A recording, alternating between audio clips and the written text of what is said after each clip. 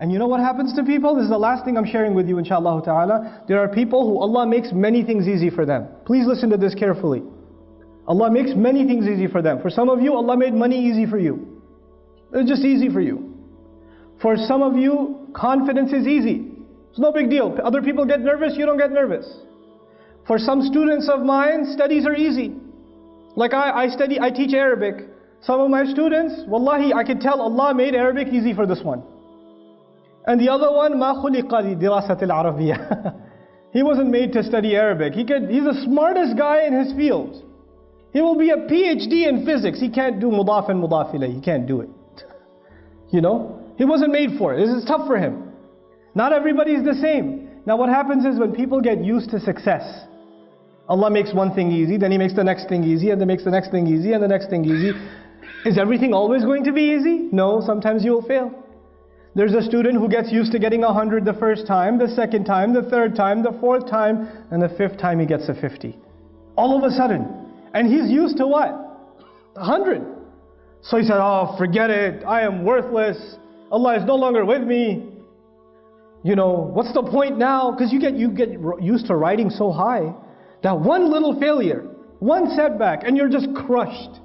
You are completely crushed. What's the point? I'm dropping out of school. I don't want to do this anymore. I hate this. You know what? This is when you didn't remind yourself at every single success that success was a combination of two things. Your effort and Allah's help. Every single 100 you got before wasn't because it was easy. You put effort and Allah gave His barakah. You put effort and Allah gave His barakah. And this time when it doesn't happen, two things could be wrong. Number one, maybe you didn't put enough effort. And when you don't put enough effort, Allah does not give His barakah. And maybe even if you put effort, Allah decided that He will not give you barakah. Maybe that's better for you. One of my best friends in life used to be a Hindu. And he wanted to go to med school. And he was a straight A student. Straight A's his entire life. Perfect scores. Highest scores in the SATs. Applied to med school, he was expecting a full scholarship. He got rejected. He was completely shattered. He ended up in a different university. He decided to do computer science instead. And he's still a Hindu. He's completely depressed. Except he met people in his new college, Muslims, who he started hanging out with, and within 2 years he took Shahada. And he looks back now, he goes, thank Allah I didn't make it to med school. When I failed med school, I thought it was the worst thing that ever happened to me. And now I look back at my life and I say, I failed med school, it is the best thing that ever happened to me. You know? His kids are memorizing Quran. Can you imagine? His kids are memorizing Quran. His father, when he became Muslim, they dragged him to, his father got so shocked, he took him to India to beat Hinduism back into him. And he ran away from it, came back. You know?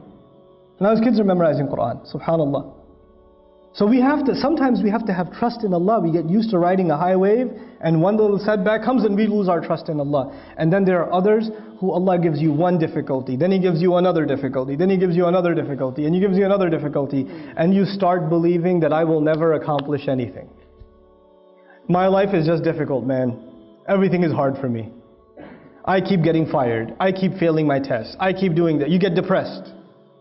And even this one has to remember that success in this world, everything that happens is a combination of two things.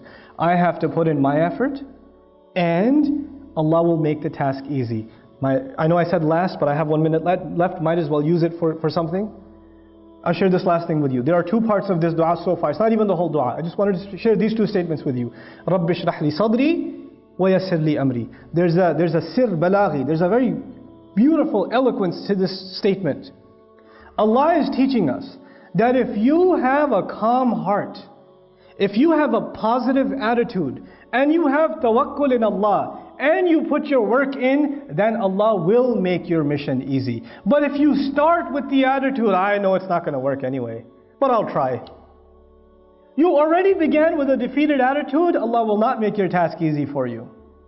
You have to come with sharh al-sadr. You have to have an open chest, a positive attitude, belief that Allah will give you success in what you do. And if He doesn't give it to you, well, you're still saying Alhamdulillah. But you don't walk into an effort. You don't start a project. You don't start doing any work. And you begin with saying, I'm probably not going to succeed anyway, given my track record. You don't begin with that attitude.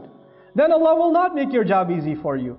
So if we have that good heart before Allah Azza wa Jal, Allah will make our task easy for us, subhanahu wa ta'ala. With that, I pray that Allah Azza wa Jal gives us all the ability to take advantage of the wisdom of the great prophets of Allah alayhimu salatu wasalam, that is captured in their du'as. They said such few words, but they taught us so much of how to better our lives as believers, and how to live our life successfully for Allah's deen, and also make the best of this dunya. May Allah Azza wa Jal make us find the balance between this deen and this dunya as He intends it. And may Allah put all of us to the service of His beautiful deen and this ummah. Barakallahu li wa lakum fil Qur'an al-Hakim. Wa nafa'ani wa iyyakum bil ayati wa dhikr al-Hakim.